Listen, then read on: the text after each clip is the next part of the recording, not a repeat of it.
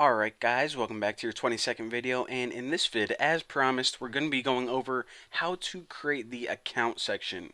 Now remember, whenever I design these little sections, I made basically a template for you where you guys can either have a one column layout, as you guys can see, just the one column right here, two columns, or a three column layout, one, two, three. Now let's go ahead and start with the most simple, a one column layout. So of course the first thing we need to do is we need to create the button, and of course every button is a list item. So whenever we create a list item, this is going to create the button. Now right now we have a button, but we don't have any text on the button, so let's go ahead and create that now. In order to add text on a button, what we need to do is we actually need, I can steal this, to add a link in between the list item.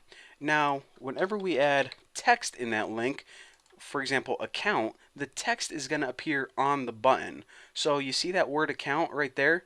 That is how you create this. And actually, whenever you click the word account, it can take you to another page. On my website, I just have it linked to account PHP because that's like your main control panel. But I'll just go ahead and put a hashtag there, and you guys obviously on your website, if you don't have a user account, change that to whatever, like about frequently asked questions, whatever.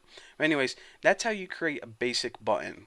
So now what we need to do is we need to create the functionality that when you hover over it, this pretty much one column layout pops up the drop up menu. So how do we do that?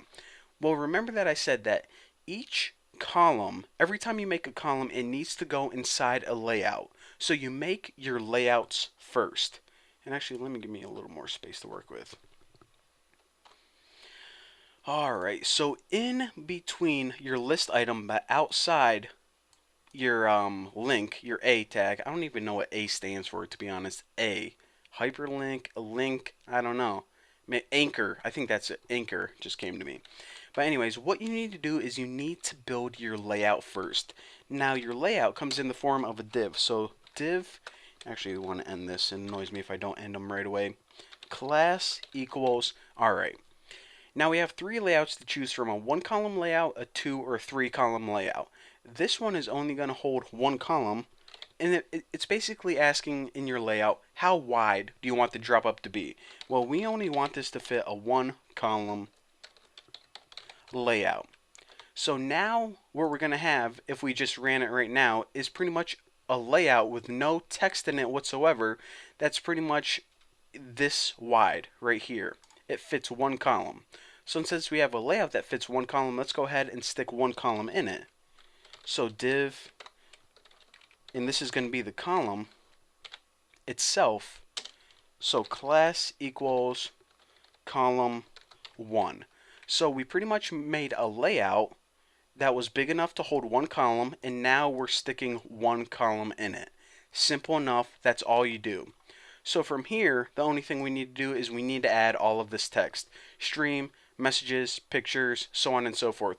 I'm actually going to add two sections, stream and messages, and then you guys, you don't have to see me type pictures, informations, friends, because it's all the same. You guys can figure it out.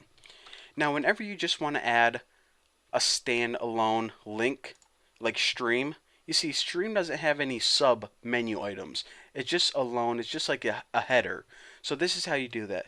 A, and of course I gotta end my A. Now the class for this equals header links.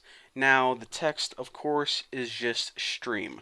So that's it, that's all you need to do. Now, the next thing we need to create is messages. And the cool thing about this is you don't need to add a break or a margin bottom or a margin top. We already set this up, so you can just go ahead and copy this and paste it and put messages. And whenever you run this in your browser, you're automatically going to have space between this section and this section. Pretty freaking cool. So that's how we set it up pretty much perfectly. So now what I want to do is I want to start adding these links. So what links are there? Inbox, sent, trash, and compose. Now obviously, if you guys, can't see, these links are styled a little bit differently than these main header links. And actually what I want to do, just copy this. Now the class of these is actually list links. So the first one is inbox, and we'll just pretend that you have like 5 new messages, but of course usually what you'd want to do is you would want to determine or count the number of messages using PHP, link it to your database. But for now we'll just pretend, you know, that we have 5 new messages. So inbox, sent, trash, compose. Sent, trash, compose. Wow. Take a spelling class, Bucky. Alright, so if we ran this now, then all of the links would basically look like this. Gray, plain, white when you hover over them. But if you notice, let me scroll down a little bit. If you notice, this inbox link is bold, and it pretty much stands out. It's bold and it's white. So how do we make this bold and white? Well, the only thing that we need to do is we need to go to the inbox, and whenever you have a new notification, just add this, and you want to add it programmatically in PHP, but I'm going to show you guys the code anyways.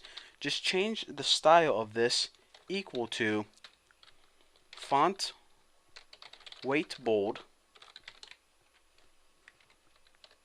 and also, I don't know if you guys can see this, color white.